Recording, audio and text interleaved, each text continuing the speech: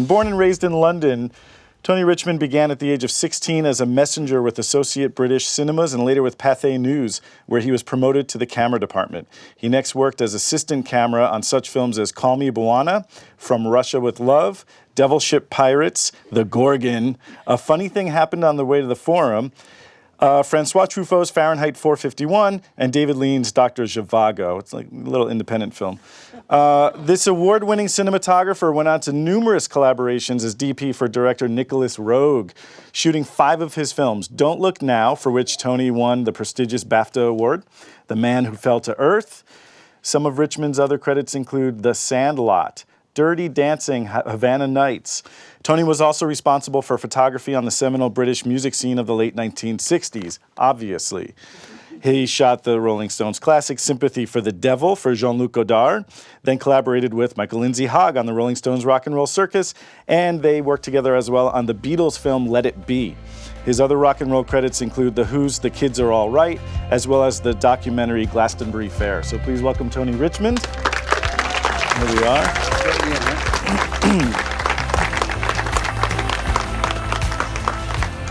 Michael Lindsay-Hogg is a pioneer of music video, directing videos for the Beatles, the Rolling Stones, The Who, Elton John, as well as directing the Beatles' final film, Let It Be.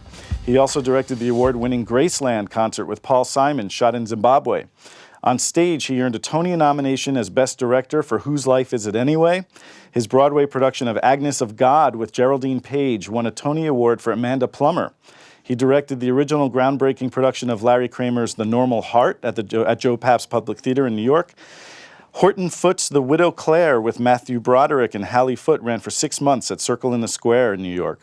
His film and television credits include Tom Stoppard's only original television play, Professional Foul, Graham Greene's Dr. Fisher of Geneva, as well as Brideshead Revisited, which earned him 3 of his BAFTA nominations or wins. He also directed Running Mates with Diane Keaton and Ed Harris for HBO. He wrote and directed The Object of Beauty, starring John Malkovich and Andy McDowell, which won the Best Director and Best Film at the Cairo International Film Festival. His film Frankie Starlight, starring Gabriel Byrne and Matt Dillon and Anne Parillaud, otherwise known as La Femme Nikita, came out in 1995 and was voted by Jeffrey Lyons and Siskel and Ebert as one of their top 10 pictures of the year. In 1996, New York Film Festival premiered his film, The Rolling Stones Rock and Roll Circus, as a sold-out special event. A year later, his film Guy with Vincent D'Onofrio was named one of the year's 10 best by LA Weekly. His film of Waiting for Godot was part of the Beckett series, which won the award for Best TV Drama on the prestigious British arts program, The South Bank Show. Also, this is where I added some. Oh, great. Not to mention Just don't make it too long. Yeah. He directed Ready, Steady, Go, the seminal British pop and rock television series, which I'm sure we'll get to this in our discussion. I mean, it's really incredible. Also, I can't believe this was left off. He directed the Simon and Garfunkel concert in Central Park film, which I've seen a trillion times, and of course, Athol Fugard's Master Harold and the Boys, starring Matthew Broderick as well, which is an incredible piece. Michael's memoir, Luck and Circumstance, was published in 2011 and is still selling. His oil paintings and drawings have had solo shows in Hudson, New York, Austin, Texas, and 2 in Los Angeles. Please welcome Mr. Michael Lindsay-Hogg. Nice, Sonny. Thank you. Very good introduction. Okay, now we've got about 5 minutes left for our conversation. Well, so many credits. Yeah, right. Exactly. So my first question is, as is his wont, Pete Townsend basically says that this whole idea was his and Ronnie Lane's of the Faces. And it's something he tends to like to do with great moments in rock history. Right. How did this thing really come about? I can probably do that. I used to direct this show called Ready, Steady, Go, which is a live rock and roll show 50 years ago. And the regulars on the show were the Rolling Stones, The Who, Beatles, people like that. The show went off the air after 3 or 4 years. The Beatles had made Magical Mystery Tour, their own film, and the Rolling Stones wanted to do their version of their own film. And so because I guess I had a good relationship with them, and particularly Mick, they said, could I come up with the idea of a television special it was going to be? That was the idea. It was going to be on regular network television. And that's where it came from, with really them wanting to put their mark on themselves in the same way the Beatles had done. Not that they were playing catch-up with the Beatles, but they were sort of the tips of the scales. Beatles here, Rolling Stones here, Beatles here, Rolling Stones here.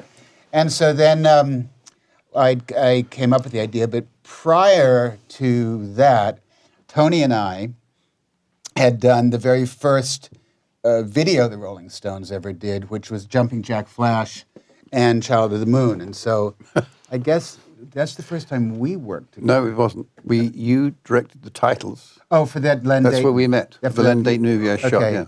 Oh, yeah, of course, yeah. And you came in wearing that wonderful camel's hair coat. That's it, where I stole off Terry Stamp. Which you stole off Terry Stamp, right. It was Vicuna. Vicuna. Better than camel's hair. Tony was wearing a Vicuna coat. Those were the days when people were very keen the way they looked. Different kind of style then. People wore Suits and ties. Suits and ties and leather shoes, of all things. Leather shoes. And you were smoking big cigars. Big cigars, okay. So now that we've digressed a bit, did that answer your question? If you remember what it was. Right. So how did this whole idea come about for this program? Okay. So Mick says, come up with an idea for a show for us to do. And we had a date. We didn't have an idea, but we had a date, a studio date, because of everybody's schedule. Oh, we didn't know at that stage who everybody was going to be. I began to get a little uneasy as days turned into weeks, and I didn't have an idea. I mean, I knew we had the Rolling Stones, and that's all I knew. And this is where great ideas come from. And I was doodling on a pad, like a yellow legal pad, doodling, some little faces. And then I found myself doodling a circle. And I looked at the circle, and the title came into my head before anything else did, which was the Rolling Stones Rock and Roll Circus. I just thought, somehow that says it all. It says the period. It says everything. So I called up Mick. I didn't get him. He was asleep. And then, because they work late. And then, or something late. And then when I said it to him, he got it immediately also. Rolling Stones Rock and Roll Circus. And he immediately thought about what kind of circus it should be. He's very bright.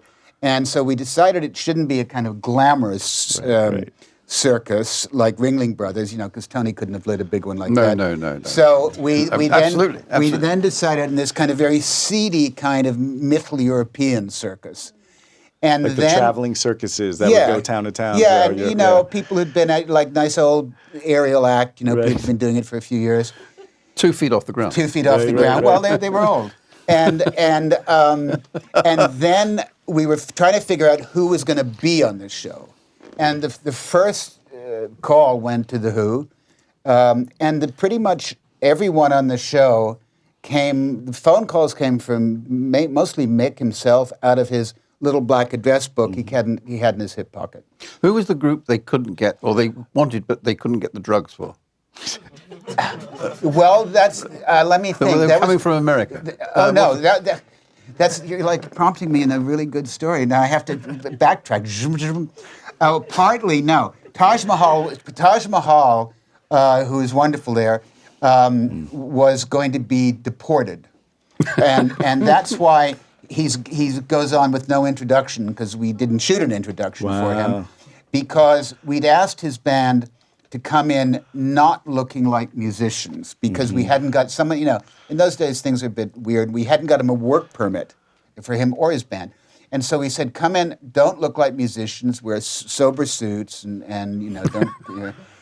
Okay, so then they arrive wearing Stetsons, leather vests, carrying guitar cases, and the customs says, what are you doing here? And they said, we're going to be in a show. They said, do you have a work permit? No, we don't have a work permit. Okay, you have to leave England tomorrow. Okay. So we shot them the day before everybody else was shot, and that's why you don't see many audiences, because we didn't have any audience, because the ponchos, except for about 10 of them, hadn't been delivered yet. And can you explain the ponchos really quickly, like the purpose behind those? It's a practical purpose. Oh, yeah, there were two reasons. The ponchos, the little felt hats that everybody was wearing. One is I thought Tony would like it because it gives him a kind of color palette. Absolutely. So we discussed colors for one thing like that. But there are two reasons. One is because we thought it actually would enliven the background, as opposed to people just turning up in their shirts and ties, whatever they were wearing in those days. But also because we anticipated the show was going to probably go on a few hours, went on, 27 hours or something straight. And we knew that even though we and the musicians would last the whole time, the audience wouldn't be able to, some of whom kids were underage. And so the idea was that they would come in, put on the hats, put on the ponchos, stay as long as they could, and then be replaced. We bust them in. Yeah, we bust them in, and then they bust them out, too. Yeah. And then when they got too tired or too exhausted or quit or had an act they didn't like, then we'd replace them with people so it always looked like sort of the same people were there. And they weren't, because it was, 17 hours of straight shooting with the cameras that we'd got in France, which you explained a bit about earlier. Right, I tried. Yeah. Well, this was the highest technology at the time, which was basically, it was a television pedestal camera, which Michael would have, similar to what you'd have used on Ready, Steady, Go. Yeah, exactly. One-man band, operator does everything, dolly the lot, focus, zoom. But inside was a beam splitter and a 16mm camera. So 50% of the light went to the television camera, and 50% of the light went to the 16mm camera. And they had 6,000-foot mags on, so we could shoot for 20 minutes. And then had to replace them every 20 minutes. I mean, but that was the highest technology of its day. And Michael and I went to Paris to get those. Yeah, and just one thing, as Sonny said earlier, because of Ready, Steady, Go, which was a live show on the air, I was used to calling the shots, the size of the shot, close-up, wide shot, Pete Townsend, blah, blah, and then a vision mixer, as they were called in those days, or a switcher, or a technical director would punch the buttons on request or instruction to make the cuts. Yeah. And so since I was used to working this way, and I thought it was important in a way as a director, because the bands were doing it fresh and alive, and I felt I wanted to be as much in the moment as they were. And if they were giving their best, I hoped I'd give my best.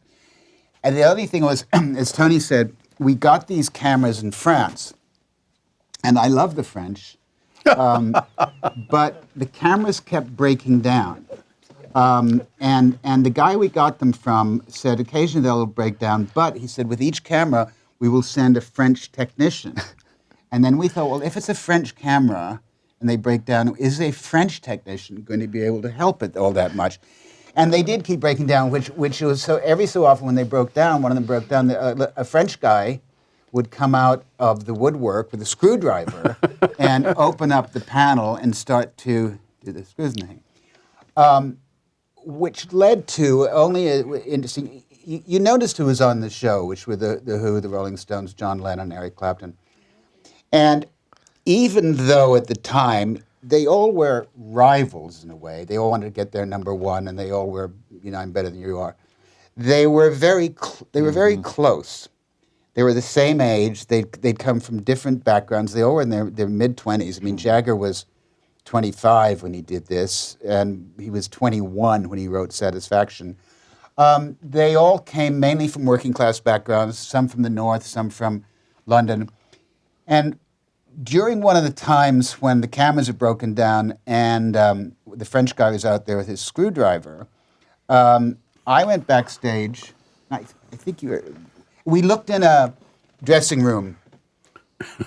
And in the dressing room, no, it wasn't that dressing room. But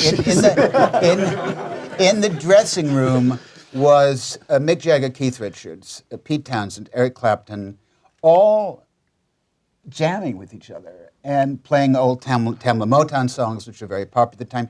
Keith Moon of The Who was playing spoons on a table. And so there were these 5, 6, 7 guys who actually were the heart of what that whole explosion was.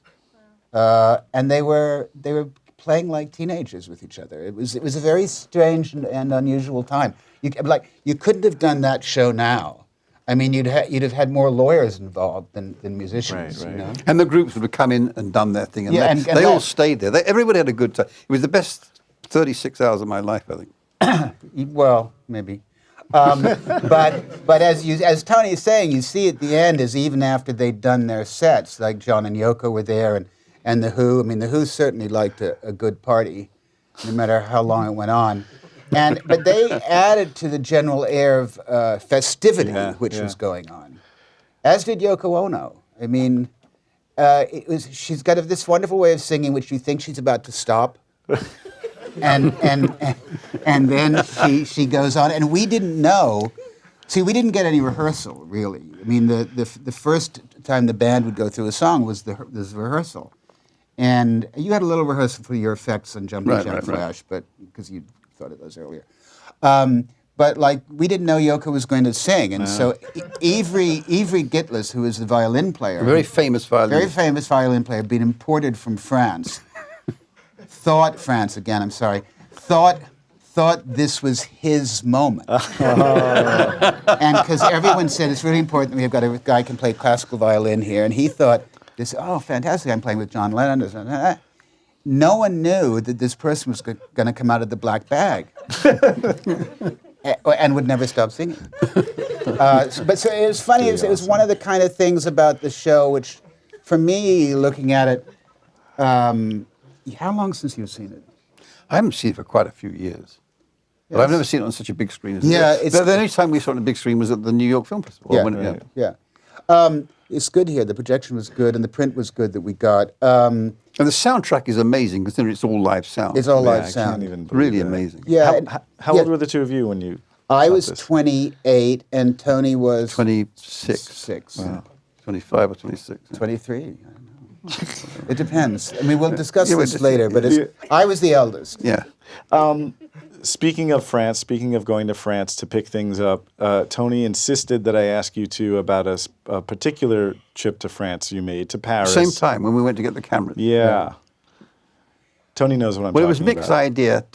He wanted Michael and I to go to Brigitte Bardot. Mick Jagger had the idea that the perfect ringmaster or ringmistress of the show would be Brigitte Bardot, who at that time was thought to be the most beautiful woman in the world. Well, she certainly was the massive sex symbol. She was the sex symbol of the time. Very sweet, very pretty. And so Mick then gave me a letter which he'd written in French, or someone had written in French, signed, saying, cher Brigitte, I hope you'll be in the show. It'll be so great to see you in person, and maybe we can have dinner. Félicitations, Mick. And in those days, I didn't like flying so much. You didn't fly at all. I didn't like flying so much. And Tony and I took the train the night. It's a very romantic idea. I mean, we had no romantic connection with each other. I wish we had. I mean, we'd had more fun. But we took the night train from London to Paris. Which left Victoria Station at 10 o'clock at night and didn't get to Paris till 8 o'clock the next morning. It was a long trip. There was no channel. There was no channel. It was a long trip. And I remember sitting in the dining car. There was like one thing on the menu, which was called the chef's popular all-day special, which, depending on the greasy spoon. Yeah, a greasy spoon. Yeah, depending on the time of day, it would change. It would change meat mainly. Sausages, eggs, bacon, chops, baked beans, fried bread, and tomatoes, basically. And then a lot of cognac. And then cognac. Yeah, because then we got to Paris the next morning. I had a very bad hangover, not having been like Tony on his early pictures, being the guy who actually brought the drinks to the camera crew. I mean, I think he said he was a runner or something. In fact, he was the guy supplying the beer. You did the beer runs. The beer runs, yeah, absolutely. So I had a hangover, and then I thought I was going to throw up at the hotel, but I didn't. And we were scheduled to see Brigitte Bardot in the early evening. No, the next day, Sunday. Oh, when I was feeling better. Okay, the next day. But and that's what we did. We went to see her, and she was there with her agent and an actor friend called Patrick Beauchot, I think, who did well over the years. Yeah, but you're missing part of the story. Okay. We're showed into the living room of this rather splendid house by a maid. Yeah. And it's very Spartan, but very beautiful. A couple of couches and some nice stuff on the walls. And a spiral staircase going up the middle, And we're just sitting there twiddling our thumbs. And suddenly you hear clip-clop of these high heels on the floor above. And now you've got to understand, we're very young, and she is the sex symbol of the world in terms of the cinema. And down this spiral staircase is a clink, and comes a sort of 6-inch high heel shoe, followed by another one. And she's sort of revealing herself. And she had I would call it a sort of a zoot suit or something. It was a one-piece, completely see-through thing. We didn't know what to do. I mean, we're looking at each other, not wanting to look. And now you pick up the story. But it was very exciting. Well, and she was very nice. She was very, very sweet. And also there was this other guy there. Now, Tony was beside me, and I was there. Brigitte was there, and the other guy was there. And I'm trying to tell her why it's good to be on the show, looking, at her hairline, not anything else. And while the guy who is the extra in the room has misheard Tony's name and keeps calling him Tiny. And so when I'm trying to say, oh, yes, Brigitte, I say, well, can I come in on a tiger? And I say, a tiger, no problem, come in on a tiger, be fine. And the guy is saying, Tiny, so do you like here in Paris? And what do you think about goes on? So tell me, Tiny. And he had all socks on, too. He had one green and one red sock. And so we get through this, and it's nice. And then Brigitte Bardot looks at Tony and me and says, listen, you boys are over from England. And there wasn't that much difference in her age. I mean, she was 5 years older than me and 25 years older than Tony, whatever. She was stunning. She was beautiful, beautiful woman, and very nice and smart. And she said, you boys are over from London. Why don't we go out for dinner tonight? To the Capole. You were going to take us to the Capole. To the Capole. Been fantastic. Now, would have been fantastic. For those of you who've been alert, I said at the beginning I wasn't flying much in those days, and we had our train booked back that night to London. We had to get back for a meeting with Mick Jagger. Mick Jagger. So I say to Brigitte, Brigitte, we'd love to, but unfortunately, we have the train back to London. And she says, well, why don't you boys fly? And I said, well, I don't really like flying at the moment. Now, Tony, who's my friend, is starting to, this sort of steam is coming off him. Steam is coming off him, thinking, even if you die a fiery death in the plane, don't you think it's better to have had one dinner with Brigitte Bardot? Absolutely. I couldn't understand it. It didn't seem right. We took the. But he's the director, so he won. Yeah, well, not always. It's a testament to your friendship over the years that he's forgiven you. Yeah, for yeah. this. But it's a good story, though. Yeah. And then what is life without good stories? So that was the trip to France. So there's more to it, but that was partly it, I think. Actually, I saw an interview with Pete Townsend about this show, and he said something that I thought was really interesting, where he basically said that all the performers were shot from the side, but Mick is shot from straight on, which you could see sometimes actually happened. You can see how he sometimes was actually literally looking at camera, but really what Pete Townsend was talking about was Mick's, spirit, his person. He's like Marilyn Monroe, basically. Like, he'll look at the camera and make it fall in love with him. Like, his performance is really amazing. Were you guys aware of this as it was happening? Or? I was, even though it was pretty late by then. I think Pete was talking about two things. One is sometimes to shoot a rock and roll band like The Who, you're wide shot, you either get from the front or you have to stack it from the side. And so therefore it kind of... And they're very dynamic in their playing, and they're jumping and screaming. And like there's the three shots, the slice three shot and from the front. Because of the work that Tony and I and the Rolling Stones had done previously on Jumping Jack Flash, the video, and then me previously with Ready, Steady, Go with Mick, he kind of trusted that the camera would sort of be in the right place or would stay in the right place. Because you see him when he's doing, you can't always get what you want, kind of seeing where the camera is and then playing to it.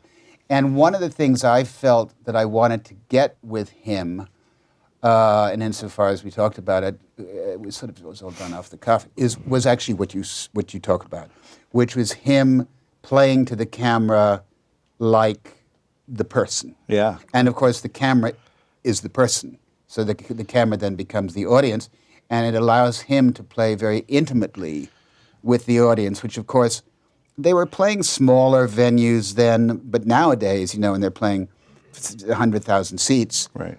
you don't get that. I mean, even there's the big jumbotron screen at the back or something like that. You don't get that, and you don't get like what you were saying, like Mick was like Marilyn Monroe. He actually has all the goods to be this extraordinary performer he has been for over 50 years. Over 50 years. He's still doing that. He's 73 in July. In that he has the voice, he has the musical ability. I mean, like I said, he wrote Satisfaction when he was 21 with his pal Keith, who looks different now than he did then, certainly. A little bit. And Keith was very sweet looking when he was young. And he's a wonderful man. So they wrote these songs, and then Mick could dance. He had this extraordinary physical ability. He's got the same size body at 72 as he was at 20. Good genes. His father was a school teacher and used to do the physical ed classes on the weekend, and then if the father ever couldn't make it, Mick would take the classes and just lead the calisthenics, because he just had that kind of body. Plus, you get this extraordinary face. Where did that come from? It looks like a kind of a Botticelli thug. And this mouth, and the top. Okay, so you've got the voice, you've got the body, he can write songs, he can perform songs, he can sing, and he can sing high and low and all over he can actually sing. He's a musician. And then on top of it, he's very, very smart. And you don't have that kind of career. A lot of people certainly have gone by the wayside because of drugs and drink and stuff like that. But he's very intelligent, and so he's earned it, and he still is doing it. He calls performing and touring his job, and he's been doing that job for 50 years. I mean, so he's an extraordinary. He also went to the London School of Economics. So he's very bright. He's very, very bright. He went to the London School of Economics and was studying finance. I'd be careful to do a deal with him unless I had a lawyer. Yeah. I think.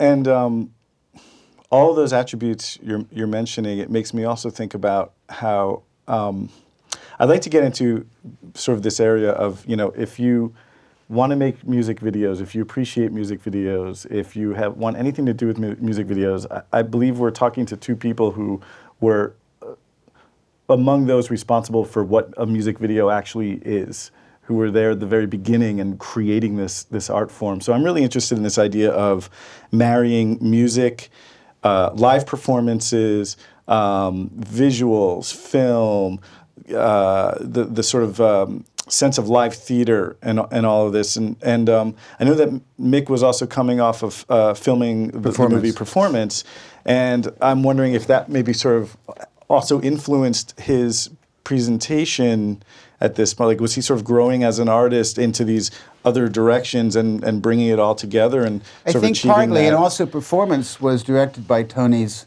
Nicholas Rowe. Right. Nicholas Rowe. Your friend. And at the same time as they were shooting Performance, I was shooting Round the Corner, also with Mick Jagger, on 1+1, the Jean-Luc Godard picture, which is yet another story. Which is when Tony set the studio on fire. Yeah, that's also unfortunately true. Yeah. Now, this is, and if any of his students are here, you don't have to emulate him in that way. But he did set the studio on fire. I don't think on purpose. Well, not really, no. But were you aware of sort of trying to marry various, elements? I think the very first videos, I did pretty much the first ones with the Beatles, which were Paperback Writer and Rain, followed by Hey Jude and Revolution. And then we did the Stones one, Jumping Jack Flash, and Child of the Moon, a very odd one. It's really odd. Because when I first met the Beatles, there weren't videos because there were hardly anywhere to show them. And most of the shows which were had musical acts on them, had the guys appear live, the men or the women appear live on stage.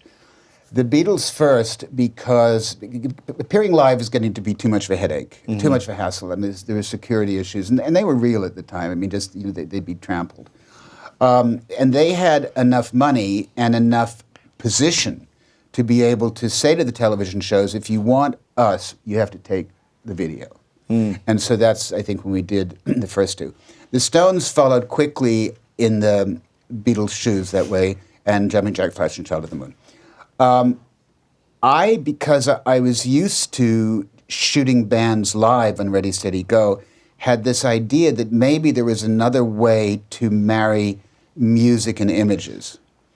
So I had this idea for Paperback Writer that maybe they'd all be working in a newspaper office, but Paul McCartney's secretly scribbling away trying to write a paperback novel. And it'd be old-fashioned office and it'd be big and sort of soulless newspaper office, but he'd be there scribbling away.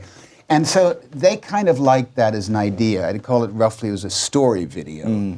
And that's when we met, and after our first meeting, that was what we were going to do. But Brian Epstein, who was their manager, a few days later just called and said he just wanted videos of the boys, as he called them, performing. He didn't want anything out of the ordinary because he just thought he didn't want to get in the way of the brand. Right. And the Beatles hadn't been seen for a while on TV, certainly. So anyway, those two things were basically performance videos. Although when we went out the second day into Chiswick House, it's a little more interesting looking. And then, again, with the Rolling Stones, I had a slightly different idea, certainly for Jumping Jack Flash, is going back to what we were talking about earlier, Mick being like Marilyn Monroe. If you got Marilyn Monroe in front of you don't really want to aim the camera anywhere else. Right. And so most of the videos I did over the years with the Rolling Stones, which were Jumping Jack Flash, Angie, It's Only Rock and Roll, Miss You, Start Me Up, it's pretty much him and them because because that's one of the greatest performing people, like him or not, I'm telling you he is, for the last 50 years. And so you don't want to have the camera away. But on the B-side of Jumping Jack Flash is a weird song called Child of the Moon. Right. And Tony and I thought, what would we do with Child of the Moon? And we shot it the next day, and that was a Sunday. At a farm? At a farm in a field. And so we thought, well, we'll come up with some idea. Well, you put him up. Didn't you put Mick Jagger up in a tree? No, that was Brian. Oh, someone went up in a tree. Yeah. Oh, poor Brian Jones. And then I thought, in a kind of existential touch, we should have a white horse in a field. So we got a white horse. No one knew what that was there for. And then we got, with the semblance of a storyline of it was an old woman and a middle-aged woman and a younger woman and a little girl coming out of the forest and somehow interacting with Mick, who doesn't lip sync. Mm-hmm. It's played over, at least I think it is, played over as a track. And so it was aimed at being not a straight performance video. It was meant to give them a little something else, right? Over the years, I did a couple with the Stones which weren't performance, and included performance, but it was other things. So it was a very, going back to your question, there weren't many people who were, and then I did the Who's first one also, which was Happy Jack. Happy Jack, you did, right? Which is a kind of meant to be a kind of slapstick. Yeah. Literally with not a slapstick, but a pie in the face. That was mainly what they came up with because they were very unruly, and if you asked them to turn left, they turned right. And in fact, once I was setting up a 3-shot, and by the time it was lit, there were only 2 of them there. So anyway, so that was an attempt to harness a kind of anarchic Who quality to something visual. And then, but this is MTV was 1981, I think. Right. And this is now, if I'm correct, 2016. So MTV is like somebody's grandfather now as well. And so we were like the great-grandfathers to these things because there were very few being made. Some were being made in America. I think the Beach Boys did one, I'm not sure. And then gradually, as some of the performers were starting to make more money, they then wanted to put this, it wasn't at the labels, because the Stones paid for the Stones thing and the Beatles paid for the Beatles thing, is they wanted to put their own mark on connecting visual and music. And then MTV came along, and everybody was spending fortunes and trying to top each other visually and story-wise, and it was great. I mean, you had wonderful directors who came out of music videos, David Fincher being one of them. But things did change a lot, but things, do change. We also did Malov-Kintyre. Oh, yeah, wasn't that fun? With all the Scottish bagpipers. A sweet In the video was when McCartney went off with Wings. We went all, Tony and I went up to Scotland on the plane, and not his actual private plane, but a plane he'd hired. And They. Yeah, and we did this song, which is a really great song. It was the biggest seller in England for years. Like, it sold 6 million copies just in England alone. And it has a lot of bagpipes in it, and bagpipers on the beach. If you ever see it, it's quite sweet. The Malov-Kintyre. Yeah. It's wonderful. It's really good. Yeah, it's really good. And McCartney has the voice of an angel. Right.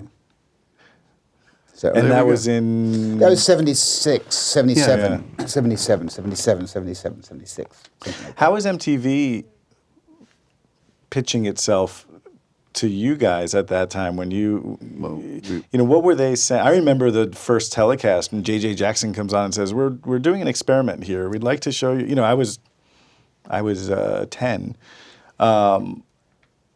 What were they saying to you? Like, what was their whole idea? What was the plan?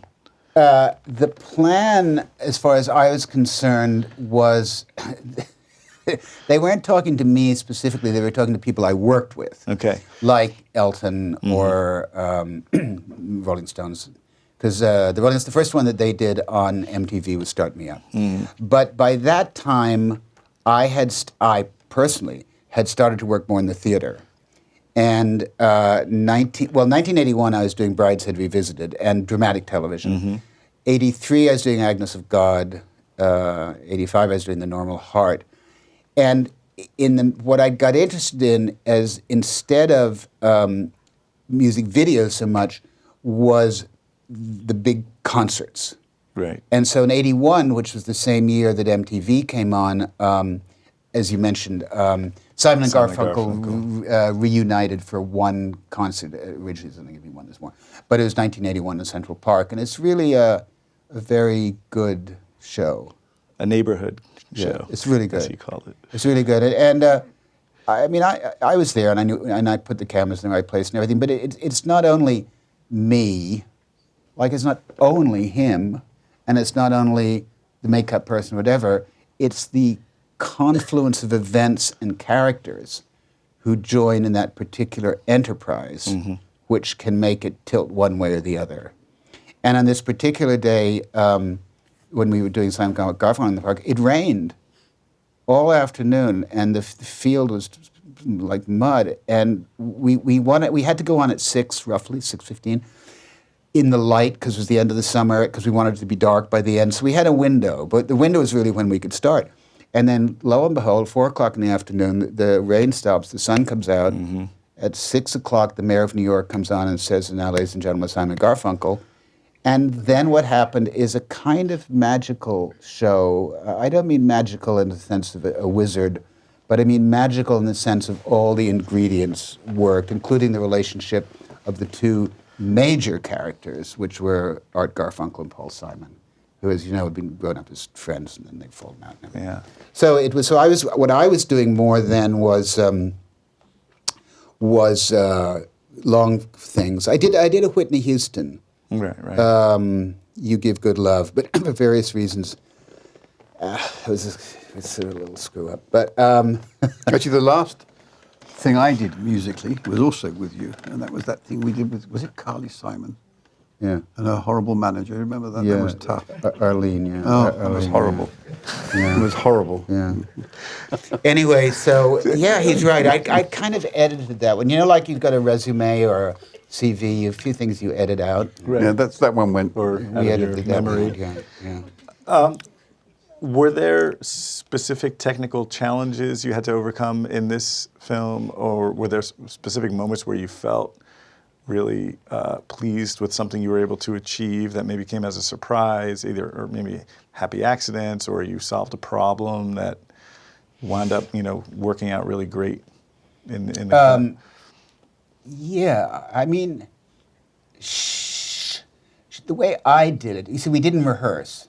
I mean, the doing of it was the rehearsal, and the take two is the it, basically. Is often I would try to get something in the rehearsal, thinking if they did it again, they didn't always do the same thing. They weren't even standing in the same place. But I sometimes would get a sense, like the cutting on the flute playing of I knew I would. I mean, that was pretty much the first time we did it on Ian Anderson. It's always solving. The whole thing is solving a problem, not only on the specifics of shooting, but just on how an enterprise comes together with all the ingredients. And every day is a problem. I mean, Taj Mahal was deported, and we just smuggled him into the studio. Mick Jagger and I we wanted a new, that's one of the other things Tony was talking about, we wanted a new group, and we chose Jethro Tull, who were about to break through. But we got a demo from another band, which Mick thought was a little too guitar heavy. So we got Jethro Tull, but we turned down Led Zeppelin. Who was the big guy? Who was the big guy they wanted to bring in? Led Zeppelin. Led Zeppelin. No, the big fat the big fat guy? Yeah, who was that? Orson Welles? No. That's your dad. Read the book. Read the book. No, I don't know what big. That was another. Oh God! They decided they couldn't get the drugs from. Who was it? No, not Dr. John. Dr. John from New Orleans? Dr. John. Yeah, Dr. John was popular. Could have been Dr. John. Yeah, it was Dr. John. Yeah. But there was a discussion about how would they get the drugs from. Well, that was a discussion which was held in those days with much about everybody. But all the drugs were good in those days. They were clean. They weren't cut. I mean, it seemed like, in this particular... All I can say. It seems like you were either on heroin. If you weren't on heroin, you were on pot. If you weren't on pot, you were on speed. If you weren't on speed, you were on acid. And don't forget Lebanese gold. Nice. Hashish. Yeah. And if you weren't on hashish, then you were Ian Anderson. It seemed like he was the only one who was naturally insane. And that's not forgetting our old friend alcohol either. Oh, well, right. That's Pete took care of that, probably, right? And the Who took care of that. Yeah. The Who were uppers and downers in alcohol mainly. Yeah. That super group that we put up there, they were mainly in various degrees of heroin. Yeah. And Brian was out of it, wasn't it? Yeah. Brian. Brian Jones, a lot of them are all dead, unfortunately. Yeah, he co-founded the Rolling Stones. Basically, the leader of the band when it first started passed away probably 3 months after you shot this, or 4 months. 3 or 4, yeah. Yeah. And he was already... The guy from Taj Mahal's dead, isn't he? Yeah, Jesse Ed, yeah. But sometimes people die of old age, I hear. But a lot of those were drug-related deaths. Like Keith Moon wasn't alive 10 years after this was shot. Right. So that's the other thing. This is a document. This is a time capsule. This is, Well, it is, exactly. Not only is it a time capsule, but time has lent it it has great energy, it has great vibrancy, it has extraordinary people, basically all in the same room. Right. But it also now has a poignant quality, because Keith Moon was dead before he was 35. I think John Lennon was murdered when he was 40. And so we look at who these people were while we're seeing who they are. Yeah. Right. Right. It's Nicky Hopkins. Another. Brian let himself go, and he also, Mick and Keith took the group over, really, and he felt displaced. Yeah. And he wasn't the strongest character anyway. Yeah. And so drinking drugs took... What happened was, basically, and the reason he was only playing slide at the end is he'd gone to North Africa to record the Jujuka tribe, because he liked their music, and he'd slipped and broken his wrist on a rock, and he didn't, because he was sort of not well, he didn't ever exercise it again. And so whatever, I don't know, I'm not a musician, but I think you probably have to have something going on in here, and so that he couldn't really play anymore. So he couldn't finger the fretboard, so he did slide instead. Pretty Wow. much. Oh, yeah. wow. Something like that. That's pretty accurate. Yeah, and the maraca, you even see he was only doing one hand with the maracas and not the other. Yeah. How did you deal with the miking and, coordinating? I mean, Glyn Johns' recording of this, I can't even believe that this is all in the middle of all this chaos. Pretty good soundtrack. Yeah. And the Rolling Stones also had the first mobile recording unit, and Olympic Studios had that. And so how did you work with all that? The actual producer was Jimmy Miller. The engineer, producer was Glyn Johns. Right. And Glyn I'd met. I'd known him several years because he'd worked with Rolling Stones a lot when Andrew Oldham was even their manager. And he just was a whiz. I mean, he was one of those people who was young, like Tony was, did very well young, and just knew, he just loved getting the right sound. Yeah. And so all of that stuff, once I knew that Glyn, Glyn was part of the package that we all wanted.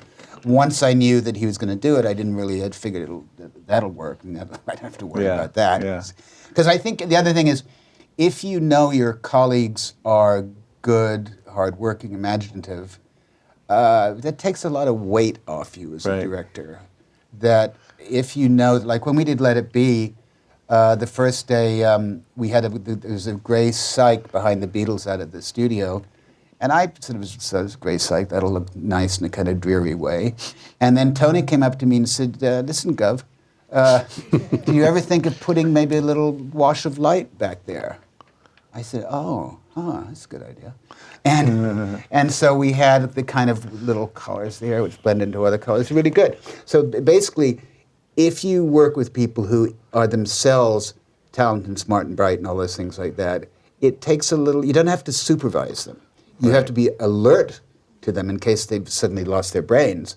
But you sort of can trust them to do what they do. Yeah. And then you can only have the other things to worry about. Yeah. And you're working with people, I mean, so I was reading Glyn Johns' book, and I mean, I think we all can sort of take a cue from this. You know, he was an apprentice at this sound studio, and then, they elevated him to be a little junior engineer and so forth, and he worked his way up the ladder. But basically, any day there wasn't a client in the studio, he just spent the next 12 hours just sitting there and fiddling around and figuring things out and having, just enjoying actually doing it. And so clearly everybody involved, like you're saying, the bands themselves are doing this because they're having so much fun. They just love playing music with each other. And so, I think there's something to be said for, if you're going to be a practitioner of an art, you had better love it dearly and just want to do nothing but that, whether you're getting paid for it or not. It's just something you do. Yeah, because there may be no reward. Right, yeah. I mean, there may just be the reward, as long as you can keep body and soul together, the reward of doing it and doing it and trying to figure out how to do it. And then if you get lucky, then certain things will fall into place. Right. But that's what keeps you going, is the doing, rather than anything else, if you like what you're doing. Right. Also people who work in the arts, film, whatever, are very lucky, because there are a lot of people who have jobs which support them and their families, which don't give them the great opportunity for their imagination to be kindled and stuff like that. I think most people do jobs they don't really like doing. Often. Great deal of people. Yeah. Often. Bernie Sanders is, what do we do? No, I'm just thinking, the world is all screwed up. Yeah. But those people who work in the arts and who can stay in the arts, whatever the art is, whether it's ballet, fashion, movies, theater, whatever, and whatever job you do, are lucky, I've always thought. And also you've got to realize that at this time, 67, 68, 66, everything great came out of London. London was the most electrifying place to be. I always say to my sons, my 40-year-olds, I've had something in my life that unfortunately, because you always want your children to have more than what you've had. Unfortunately, they will never have, and that would be the mid-60s to the sort of the early 70s in London. It was really exciting, wasn't it? It was really exciting. It was because England had come out of the Second World War in sort of a poorer state than had gone into it. There'd been food rationing, clothes rationing. I remember rationing when I was 8 years old. Yeah, there'd been food rationing, clothes rationing, and only in the late 50s were things starting to get back together. And then came the Beatles. Yeah. And no one was expecting this. England wasn't expecting it, America wasn't expecting it. And they were the people who, they actually were the people, I think, who changed society, then followed it quickly by the Rolling Stones and the Who and the other great bands in England. But England, which had been this sort of tiny little grey country for a while, suddenly was like exploding. And everything you looked at or listened to or to do with clothes or music or Fashion. fashion, the whole Makeup, thing, models, the whole Twiggy, thing. Shrimpton. Yeah, the whole thing. English movie actors, Albert Finney, Terence Stamp, whatever. It all came out of England suddenly. No one's expecting it. Certainly, England wasn't expecting it. And so, as Tony says, if you were there in 1965 or 1966, and then 67 was bad because everyone was getting arrested for Mick and Keith almost went sent to jail for 2 years. Right. It was, but 65 and 66 were good. I mean, you don't want to sound like, well, you remember the good old days. Right. But what Tony says is right. It was just a particular time when it really was the world was changing. Yeah. Stars aligned. Yeah. They really exactly. did. Yeah. No, I mean, it seems like Florence in the Renaissance, Berlin in the 30s, Right. and, Blackpool and Liverpool in this. I mean, I also feel like it's important that it's coming out of working class communities, and these are, there's the anger that's behind a lot of it, the politics that's behind it.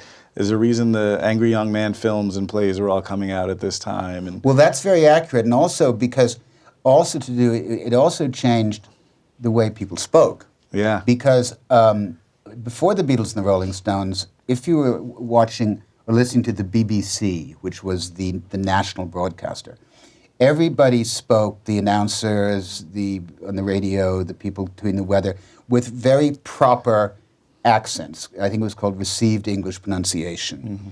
And then suddenly you had these 4 boys from Liverpool. You had the Animals from Newcastle. You could hardly understand what they were talking about. You had Van Morrison from Belfast. yeah, You had the Stones from Dartford or Deptford, where the hell, and the Who from Acton or Shepherd's Bush, and they all were working class. Basically, I mean, some lower, some higher, but they all were the families who'd worked, and some like real blue-collar families, some kind of middle class, whatever that means. If you would pick the distinctions, again, Bernie Sanders would be better than me in these distinctions. but a lot of blue-collar workers as well. And then what happened is because these people became so admired that a lot of the young guys who went to fashionable schools and would normally be talking rather like that, we're talking like that now, because they were just changing. yeah. With the accents were changing, and they were changing the society. So it was a great time. So let's start opening up to questions. Any questions? And while we're getting some people, if anyone wants to ask a question, Michael, told me I should ask you about how you met each other. Well, we sort of extended. I'd shot a feature film, and usually at the end of when they wanted titles, they hired a title company. And Michael was working for this title company Like as a style, director, like sort of really sort of directing. and then he would normally have had his own crew, but they wanted me to do it because I'd shot the movie because we were using the actors. So that's really how we met. And then I think he said, "What are you doing next week?" And I said, "Nothing." He said, "Well, you want to come and do something with the Rolling Stones?" Yeah. Why not? Sounds like a good idea. We'd seen each other around London because we both were young. We both were younger than some of the other people were, and so We were very young. We sort of had our eye on each other as workmates and as friends, and we still are. So, do you want questions? Anybody? Yeah, please. Good evening. Thank you very much for coming. Since you got so fortunate and captured this period of time in the 60s, could you please tell us a little bit more about pirate radio stations that were first at this period of time for the whole world? I know a lot about that because I would love to hear it. Ronan O'Reilly, years after this, so I guess it was the mid-70s, I was going to co-direct a movie with Kevin Duggan. You remember the Duggan brothers? Yeah. And he'd written this incredible script, and it was very anti-Catholic, and he was Irish. And Ronan O'Reilly was going to finance it. And Ronan O'Reilly, he started Radio Caroline, which drove the British government totally insane because it moored 3 miles off the coast, and they couldn't do anything about it. And then they made a movie, didn't they? What was that movie called? Radio Caroline? Radio, no, It's Pirate Radio. Pirate Radio. Yeah. It's the Pirate Radio. So that's how that all started. It started also Philip Seymour because, Hoffman. as Tony was saying, is that the British Broadcasting Company was English radio and English We television. had rock and roll once a week, didn't we? For half an hour or something. Yeah, but rock and roll was like Val Dunican or someone playing a guitar. But from the mid-'50s on anyway, there was a little radio station which was in Luxembourg. Radio Luxembourg. Called Radio Luxembourg. And it used to be on like at 9 or 10 to 11 o'clock at night playing American rock and roll. And I remember talking to John Lennon once about early influences, and one of the songs he liked was Shaboom by the Chords. And that would only have been heard on Radio Luxembourg. And as Tony was saying, they had to be either 3 or 6 miles off the mainland. 3 miles. 3 miles off the mainland of England. So that if they were close, they'd get arrested. The patrol boats would go out and arrest them. Right. And so there was Radio Luxembourg, and you really had to love Radio Luxembourg because the signal wasn't very strong. So we built crystal sets. Crystal sets. I used to listen to it in bed at night. You built a little crystal set.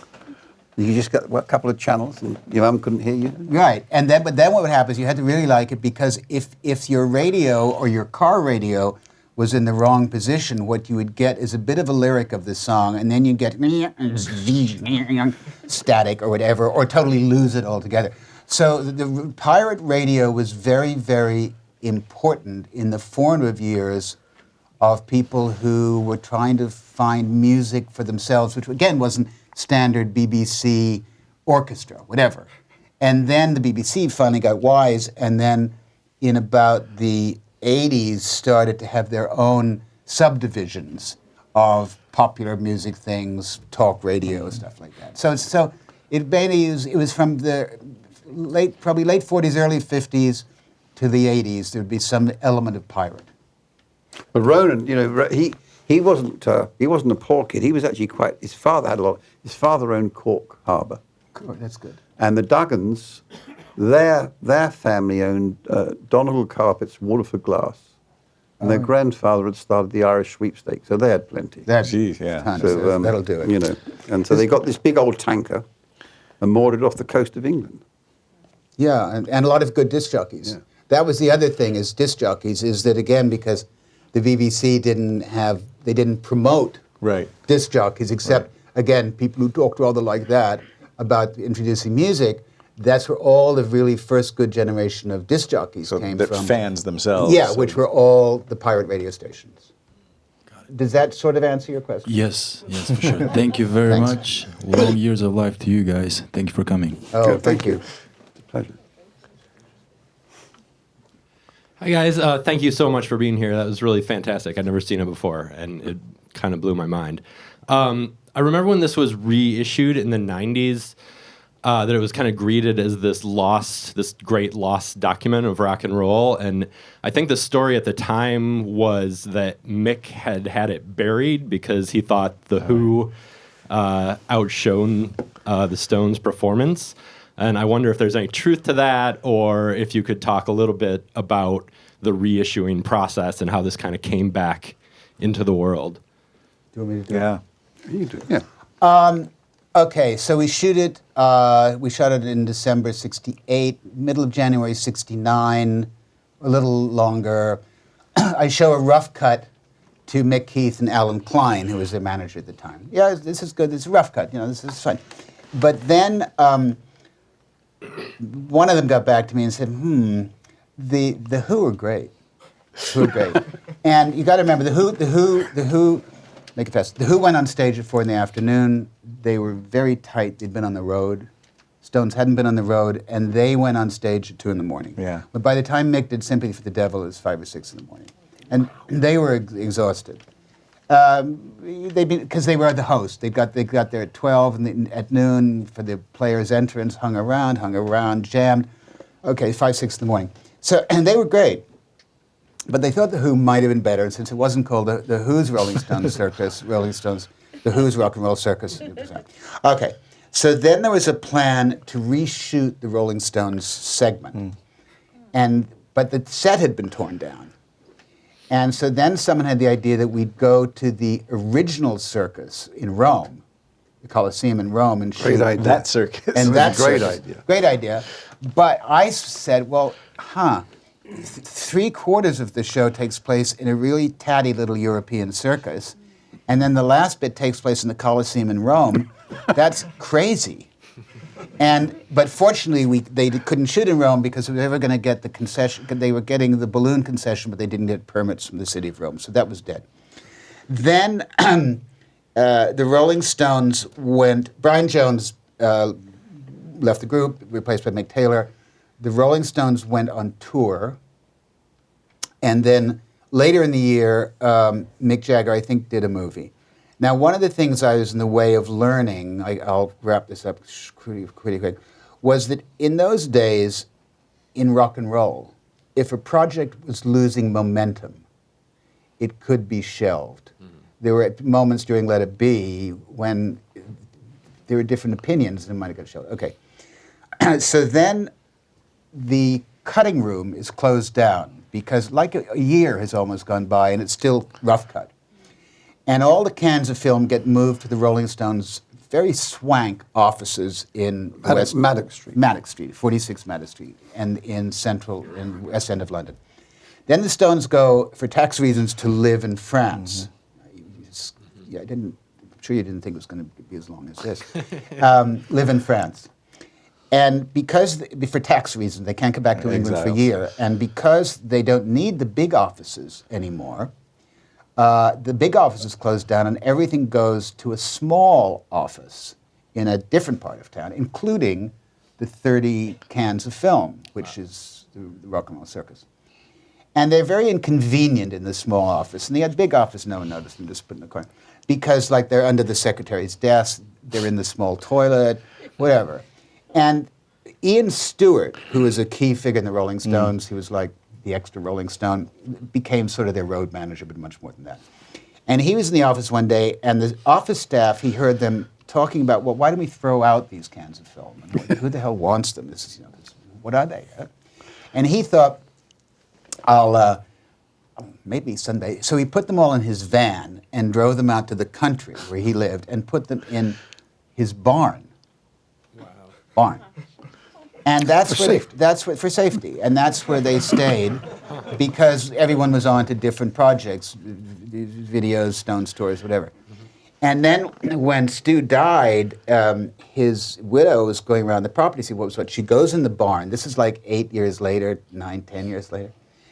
And she sees against the wall these 30 cans of film with peeling bits of tape off them and a bale of hay on top of them. Mm-hmm. And then the word gets out, and then it gets to Alan Klein, who owns the rights, and then we reconstituted it from the rough cut, and from the thing. So the cut, that's it. I mean, that's what we shot in the original, The Who and the Rolling Stones. Mm-hmm. I think The Who is sensational. They were, like I said, very tight.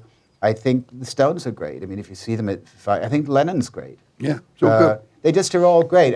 At the time, they didn't care, 25 years. But it really it didn't come out for 28 years. Wow. So it never aired originally? No. Wow. New York Film Festival, That's 1990. 96, yeah. Yeah. Excellent. Thank you so much. Well, thanks for your question. Oh, we have another. Gentlemen, good evening. You guys actually answered my first question, so I'll just touch on it really quickly. It's funny, you guys mentioned that thing about Yoko Ono. I remember hanging out in my barracks room with my buddies, drinking some beer and watching YouTube videos, and we were watching John Lennon with Chuck Berry in Memphis, Tennessee. I don't know if you guys have ever seen this, where she does the exact same thing. And the camera catches Chuck Berry just at the time where she does it, and his facial expression is like, what the... But yeah, anyways, that was. But I think the French guy, if he felt comfortable enough, his expression would have been, "What is going on here, too?" Yeah. I mean, Chuck Berry doesn't care what anybody thinks about him. I noticed he got into like I said, the French violinist thought it was his gig. Anywho, so to my question, like he mentioned earlier today, it's not just about who you worked for, but also what you did developing the idea of music videos and content. And if you really think about it, social media and YouTube videos, Vines and all these things. Anybody that gets into art that I speak to, at least my peers, we like to say that we're getting into this because we like to touch the people the audience and the viewers, just like you were mentioning with Mick and how he has such intimate performances. My end goal is to be part of a legacy, you know, like a time capsule, and let's say aliens come down and look up our history. You know, the Beatles will be a major part of that history, and having have worked with them. At this point in your career, would you look back and say, "Wow, I'm part of this nucleus of a time capsule in the history of human civilization," or is that just an oversight from all the drinks and the drugs, and I'm just way over here? Not no. really. No, it's not. It's a question that's easier to answer when you're older.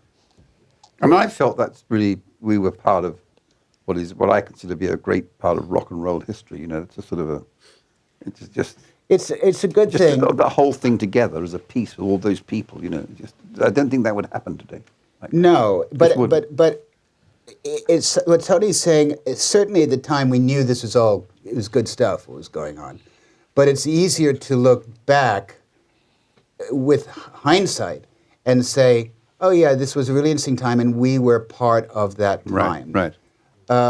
But unless you're very given to nostalgia, which I'm not particularly, you're glad it happened and you're glad you were walking around at the same time they were, but then you try to go on and find other things which are of interest, because to live in the past doesn't help your present. Right. I think. And then, of course, the world has changed so much in the past 50 years, and we're in a different world now to do with communication, to do with this suddenness of communication. Also, the Beatles were so famous because the avenues of how you get fame are so much smaller in those days. These days, you can become famous or infamous in, any of us, if we do something stupid in the next 20 minutes, we'll be all over the social media. So be careful. The Kardashians. Exactly. Whereas in those days, the organs, as it were, of fame were smaller and therefore more controllable, and therefore people got more famous. The Beatles were more famous in their day than the Kardashians, because the Kardashians are one of a group of people who are sort of famous for doing something. Whereas in those days, the Beatles were famous for it, and Albert Einstein was famous, and whoever the hell else it was. But nowadays, you're famous or infamous for 15 seconds, or for 2 years, or however long, you know? I mean, you can't say, it's like the same as filmmaking. You can't say it was better in the old days. It's just a different time, you know, and you guys have not experienced that time. You know, there are things that were better. We had longer to shoot, didn't shoot such long hours, and we did rehearsals. Yeah, exactly. We actually got to rehearse. Yeah, and if But this you, is a different time. and if you shot in France like Tony and I did, they'd bring wine onto the set. Oh, it was wonderful. Gentlemen, thank you. Thank you, And too. I thank you for your question too, because it actually brings up something that I wanted to mention, which, you know, I think people create art in an effort to try to communicate with the rest of humanity in some way, and I don't believe it's necessarily a one-way communication. I think it's part of an actual back and forth dialogue, and something we always try to teach every student in New York Film Academy is that when you come out of here, or actually beginning with when you start here, your whole existence is your art. You know, it's an extension of what you do on film or on the computer or however you're capturing. And you're basically, for lack of a better word, you're creating a brand of yourself, absolutely. right? And so you want to be very aware, and you talked about Vine and Facebook, and so we always are teaching people, you know, don't get shit-faced on Saturday night and then Facebook all about it on Sunday morning, because you're not going to get jobs, basically, right? If you And we could get shit-faced and no one knew about it. no one knew about it because you didn't have, all the And these also in those mechanisms days, even on a big movie, as I did many, you could get plastered and run through the hotel naked, and Right. no one cared as long as you turned up the next day and did your job. Right. The Yes. times changed. Yeah, you know? exactly. Ask Lindsay Lohan. So part of this is also, I'm fascinated by the fact that the Beatles, Apple Records, ABCO, these groups seemed, in their 20s, they seemed aware enough to know that they wanted to control their own brand, and they didn't want to necessarily leave it to the labels. That seemed pretty really wise for a bunch of 20-somethings to understand Well, that they wanted to screwed. They control. got screwed by Alan Klein. Well, right. So that's the other side of that story, that he basically raped them. But was that something you guys were aware of that they were doing at the time that was different from, Trying to control their own output was something they all wanted to do because they were just of the generation forward of the ones who've been before, many of whom ended up, working as bouncers in hotels or something like that. And the Mick's smart about money, and the Beatles had a businessman first, Brian Epstein, looking after their business. The Stones had Andrew Oldham, who was a very shrewd guy. And quickly they learned that if you, as much as you could, controlled your songwriting, your masters and stuff like that. Now, the Rolling Stones had to give, they had Alan Klein, a very interesting guy, but he was a bit funny with money with them. And they wanted to get rid of him as a manager, and in order to do that, they gave him everything pre-1970, which was the copyrights and the Rock and Roll Circus. That's why it's ABCO. Some of the songwriting, the publishing, satisfaction, stuff like that, I think is at ABCO. So they learned the hard way that they wanted to control their own output and their destiny, and also because it made them so much more money if they did that. Right. And the Who controlled them, so they had track records with Terence Stamp, like Chris Stamp and Kit Lambert. Chris Stamp, yeah. So I think, but the Herbishley, but I think always the artist wants to control his own work and the rollout of his work because he believes in it, and then, but in a bigger arena, how many directors have got final cut? I mean, Wes Anderson does, I think, and deserves to have it. Fincher probably does, but who knows? If you've got a $150 million movie, you're going to have those people annoying you till the movie gets released. And so that's the thing: is how long do you hold on to your belief? What my editor friend Dodie Dorn calls consistency of vision. Your consistency of vision. Or when do you just jump off the boat because it gets too hard? Yeah. And then the studio takes it over, or the record company takes it over. I mean, the stories are legion of how artists get made very unhappy. When I say artists, I mean people who work hard and have talent. Who's an artist? Picasso's an artist. But they get screwed and they get very unhappy. The other thing, this finishing answer your question, it's a tough business because it's run by money. I mean, the record business, the labels, movie studios, is run by money. And when money is the final arbiter, that's when it can get very hard for the person who's trying to do his best. Talk to Bernie Sanders about that. Do you have a question? Yes, I do. Thank you guys so much for doing this. It's been really cool to see all of this. Tony, you said earlier that that whole time period, it was kind of like the stars aligned. And I was wondering what you guys think it might take in order for us to get back to a time period. Well, not time period, I don't think it'll happen. I mean, it was just very different. I mean, apart from doing all this work with Michael, in late '66, I pulled focus on a very big movie at the time called Far From the Madding Crowd. And I became instant chums with Terence Stamp, who was a massive, massive star in those days. And we became sort of inseparable after that, and he was, he was just, women would swoon over him. And so I spent a lot of time basically tooling around London in his Rolls Royce and just going to the finest restaurants and, just, so everything was great, and then on top of that, having that scene in London, I met Dougie Hayward and all those guys, and